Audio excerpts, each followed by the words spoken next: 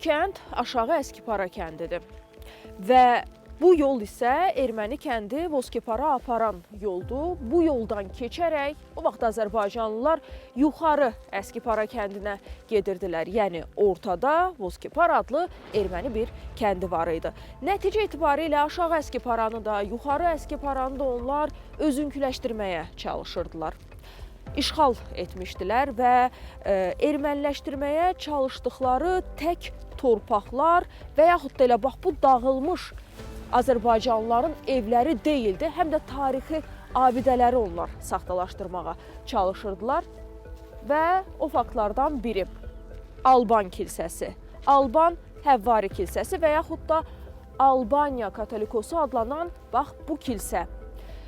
Təxmin edilir ki, eramızdan əvvəl 3-cü minilliyi əhatə edir bu kilsə və Albaniya dövləti ilə eyni vaxtda yaranmasının sübutudur bax bu kəndin.